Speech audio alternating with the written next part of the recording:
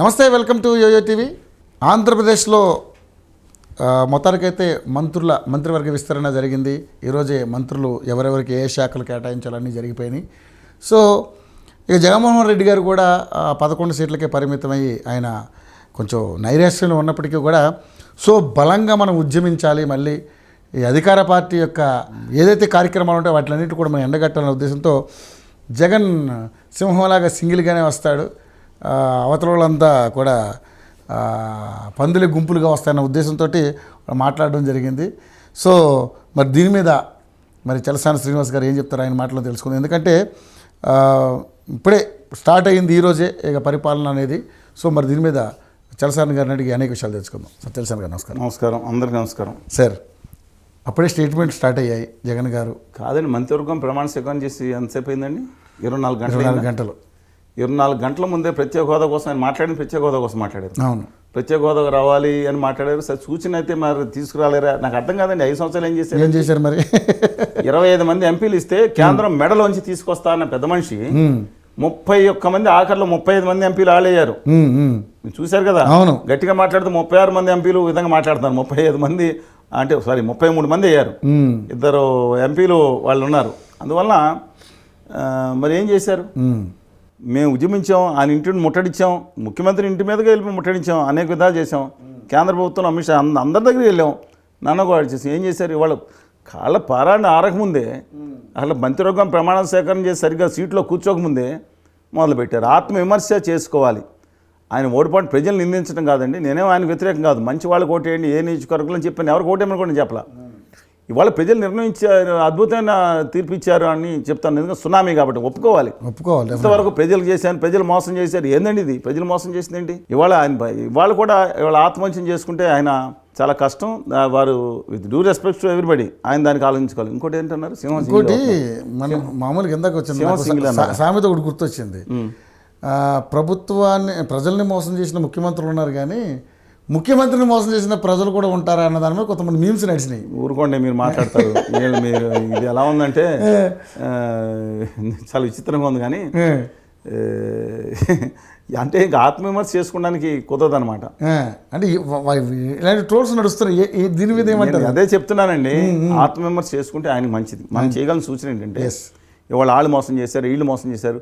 నేను 1,50,000 కారణాలు చెప్పగలుగుతాను. ఆయన గెలవడానికి కూడా కొన్ని కారణాలు ఉన్నాయి. నేను మొత్తం దారుణమైన పరిపాలన చేసేది కక్షాదింపు, మిగతా అనేక అమరావతి అనేక విధాలుగా ఉన్నాయి. ఉద్యోగుల మీద కానీ, మిగతా సంక్షేమ పథకాల్లో 10-11 హామీలు ఇస్తే దాదాపు 90% ఇచ్చిన మాట కూడా వాస్తవం వెనక ముందు. మిగతా అది ఏదైతే ఉందో సిపిఎస్, మద్య నియంత్రణ, ఇంకోటి ఉంది. ఈ 3 కూడా అమలు చేయలేకపోయారు. అది సంక్షేమం కాదు, ఒక హామీ. సరే, పక్కన పెడదాం.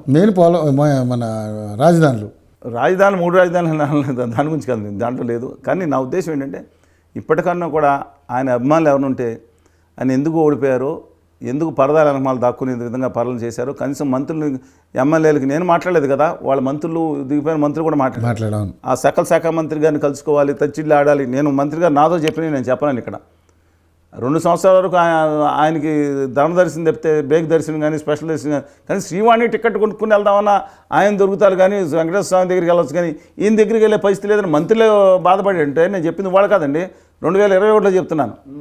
అందువల్ల అది ఆత్మవిమర్శ చేసుకోవాలి. అందువల్ల ఓకే, వాళ్ళ అభివృద్ధికి ఎక్స్పోర్ట్స్ పెరిగినాయి. 92,000 నుంచి 1,60,000 కూడా తీసుకొచ్చారు. ఆంధ్రప్రదేశ్ 5th ప్లేస్కి వెళ్ళింది. అది చెప్పుకోకుండా బూతుల మీద చెప్పుకుంటాం ఏంటండి? దాని మీద కాన్సన్ట్రేట్ చేయాలి. ఎవరు నువ్వు బయటకు వచ్చి మాట్లాడుతున్నారా డయాఫ్రమ్ వాళ్ళు అసలు దేని మీదన్నా? అందువల్ల నా అభిప్రాయం అది చూసుకోండి. లాస్ట్గా మీరు సింగిల్గా వస్తుంది. ఆయన వచ్చారు, మిగతా వాళ్ళందరని రోజు మీరేంటి వాట్సాప్లో, అందుకనే ఓడిపోయింది సింహం సింగిల్గా. ఎవరని చెప్పింది ఇది? వీళ్ళకి జంతు ప్రపంచం మీద అవగాహన లేనట్టుంది, మామూలు ప్రపంచం మీద అవగాహన లేనట్టుంది. అదేదో రజనీకాంత్ సినిమాలో డైలాగ్ బాగుందని ఎవడో రాసినాడు ఆయన. దయచేసి గమనించండి, సింహాలే సాధారణంగా గుంపులుగా వేటాడతాయి. పందులు ఇండివిజువల్గా కానీ లేకపోతే గుంపులుగా రావచ్చు.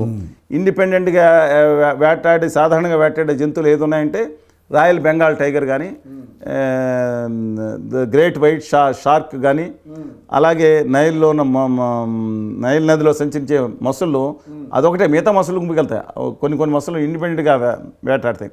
రెడ్ పాండా అని కొన్ని ఉన్నాయండి. అలాగా ఇండిపెండెంట్గానే వెళ్ళే అవకాశం ఉన్నాయి. గోల్డెన్ ఈగిల్ అని ఉంటుందండి. అవి మాత్రం మిగతా జనంతో సింగిల్గానే వేటాడతాయి. అంతేగాని సింహాలు సింగిల్ ఏంటండి నాకు అర్థం కాదు. డైలాగ్ బాగుందని సింహాలు కాదండి పొందింది. అందుకని అది మార్చుకుని నాకు అర్థం కాదు. ఇంకోటి ఉంది, మాట్లాడితే మా లీడరు కొంతమంది బయలుదేరుతారు.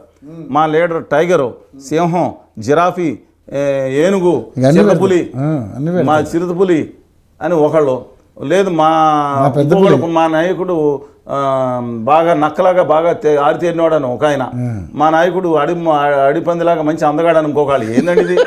నాకు అర్థం కాదు. జంతువులతో పోల్చుకోవడం ఏంటండి? పోరాడిన సింహాలు ఉన్నాయి అక్కడ. కొమరం భీమ్ ఉన్నాడు, అల్లూరు సీతారామన్ ఉన్నాడు, ఉయ్యాలవాడ నరసింహారెడ్డి ఉన్నాడు, ఆఖరికి పోరాట యోధుడు దళిత ఆ రోజుల్లోనే 700 సంవత్సరాల క్రితం ఆర్మీ కమాండర్ ఇన్ చీఫ్ మాల కన్నమనీయుడు ఉన్నాడు. మీకు కావండి అలాంటి వాళ్ళతో పోల్చుకోండి. కానీ ఒక స్ఫూర్తిగా ఇచ్చిన చేగువేరా ఉన్నాడు, భగత్ సింగ్ ఉన్నాడు, రాజగురు ఉన్నాడు, సుఖదేవ్ ఉన్నాడు, ప్రాణాలు తునప్రాయంగా అర్పించిన అనేక మంది ఉన్నారు. నేతాజీ సుభాష్ చంద్రబోస్తో పోల్చుకోండి. కానీ నేను మావాడు ఏనుగు, జింక, ఎలక ఏందండి ఇది? నాకు అర్థం కాదు. అది తగ్గించుకుని అంటే ఏదో ఒకసారి పోల్చుకున్నారంటే అర్థం ఉంది. పొద్దున్న సాయంత్రం బొమ్మలు వేయటం, సింగిల్గా రావటం, నేను ఒకళ్ళని ఉద్దేశించి అంటలేదండి. Do respects to YSR. ఆయన వేసుకోమని చెప్పరు కదా జగన్మోహన్ రెడ్డి గారు, లేదా బాలకృష్ణ గారు వేసుకోమని చెప్తారా? ఫ్యాన్స్ వేస్తూ ఉంటారు. దయచేసి గమనించి చెప్పించి కోరుతా ఉన్నాను. అందుకే రాజకీయాల్లో సింహాలుగా కాకుండా, లేదా పులులు, జింకలు, ఏనుగులు, అడిపందులు, ముళ్ళపందులు కాకుండా మామూలుగా మంచి నాయకుల కింద మిగతా వాళ్ళతో పోల్చుకుని ప్రజలకు న్యాయం చేయాలని కోరుకుందామండి. సర్కాస్టిక్గానే ఉంది, బట్ నేను కూడా అదే సమాధానం చెప్పాను. థ్యాంక్ యూ అండి. Thank you so much sir.